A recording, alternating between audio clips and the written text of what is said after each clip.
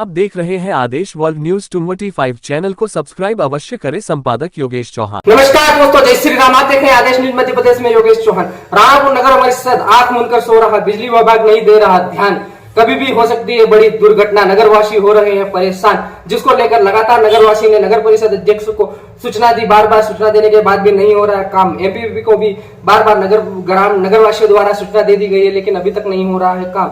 हो सकती है बड़ी जनहानि, क्या नगर परिषद व बिजली विभाग कर रहा है बड़ी दुर्घटना का इंतजार।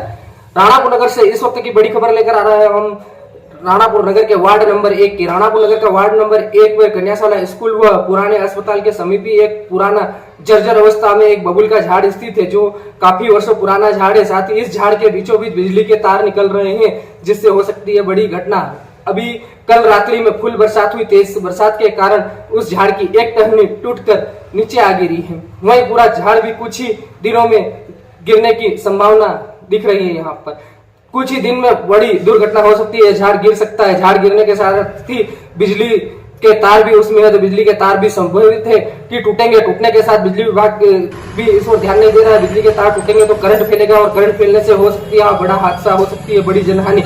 लेकिन नगर परिषद इस ओर कोई ध्यान नहीं दे रहा है, बिजली विभाग कोई और ध्यान नहीं दे रहा है। पूरे मामले में नगरवासी काफी परेशान है। नगरवासियों से हमने बात करी, उन्होंने हमको पीड़ा बताते हुए बताया कि हमने कई बार नगर परिषद को सूचना दी है, साथ ही बिजली विभाग को भी सूचना दी है, लेकिन नगर परिषद की ओर से भी कोई कार्रवाई नहीं हो रही है। साथ ही बिजली विभाग की तरफ से कोई कार्रवाई नहीं हो रही है, जिसके कारण हम काफी परेशान हैं और हमें जान का खतरा यहाँ से हो रहा है। हम बार बार डर रहे हैं। हम यहाँ से गुजरते हैं तो हमें भयभीत लगता है, डर लगता है। साथ ही इस झाड़ के नीचे बैठने में भी हमें डर लगता है। आसपास काफी दुकानें हैं, दुकान मालिक भी काफी परेशान है। जिस ये झाड़ गिरता है तो बड़ी जनहानि हो सकती है, इसलिए सब परेशान है। इस मामले को लेकर जब हमने नगर परिषद से चर्चा की, नगर परिषद अध्यक्ष दीपमाला नलवाया से इस जानकारी को लेकर हमने बातचीत की, तो नगर परिषद अध्यक्ष दीपमाला नलवाया ने बताया कि मैं अभी व्यस्त हूँ, अभी अस्पताल में हूँ, अभी मैं तुमसे बात नहीं कर सकती हूँ। तुम जो भी लिखना चाहो तुम्हारे वर्जन में, हमारे ओर से तुम्हारे वर्जन में लिख सकते हो।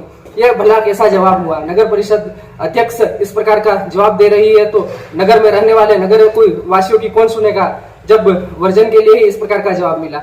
एक बड़ा सवाल आता है यहाँ पर कि नगर परिषद अध्यक्ष इस और कोई ध्यान नहीं दे रही है, बड़ी जनहानि होती है, तो इसका जवाबदारी किसकी रहेगी? नगर परिषद की लापरवाही का अंजाम आम जनता को भुगतना पड़ सकता है। जब हमने इस मामले को लेकर बिजली अधिकारी से भी चर्चा की, बिजली अधिकारी भरत सरदाना से इस मामले को लेकर जानकारी ली, तो भरत सरदाना जी ने बताया, जी हमारे मामले में संज्ञान में यह मामला आया है, हम तुरंत ही इस ओर देखकर इसी की कार्यवाही करते हैं, इसकी समस्या का समाधान निकालते हैं।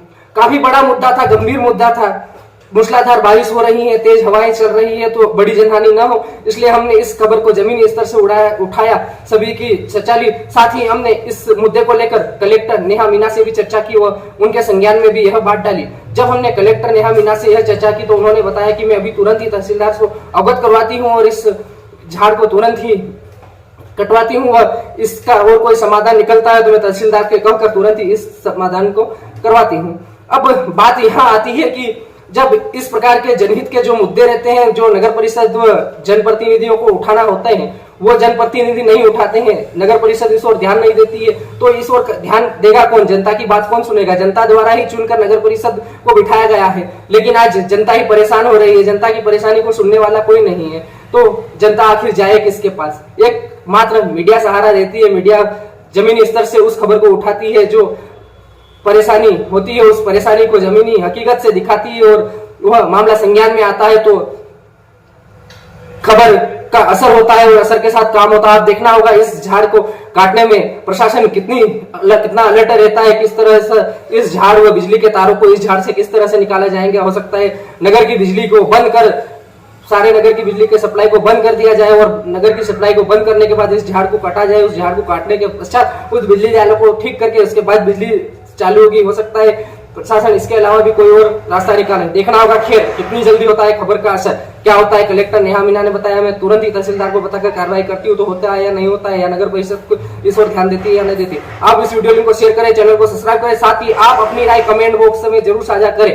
राणापुर नगर परिषद इस प्रकार से कार्य में लापरवाही बरत रही है, इस कार्य की लापरवाही को लेकर आप क्या करना चाहते हैं? अपनी कमेंट बॉक्स में राय जरूर साझा करें। धन्यवाद। देखिए, ग्रामीण जनों की पीड़ा, साथ ही नगरवासियों की पीड़ा, वार्ड नंबर 1 में जो नगरवासी रह रहे हैं उनकी पीड़ा, साथ ही वहां से निकलने वाले राहगीरों की पीड़ा, उन्होंने क्या कहा, साथ ही समस्त मामले को लेकर वहां के रहवासियों ने अपनी पीड़ा जाहिर करते हुए सोशल मीडिया पर भी कुछ हमें इनबॉक्स में मैसेज भी भेजे, हम उसको भी आपके सामने साझा करते हैं। दोस्तों वीडियो को शेयर, चैनल को सब्सक्राइब करोगे। धन्यवाद, मिलते हैं किसी और खबर तक, तब तक आप बने रहिए इस खबर में। 15 दिन हो गए, मतलब 1 महीना कंफर्म हो गया है।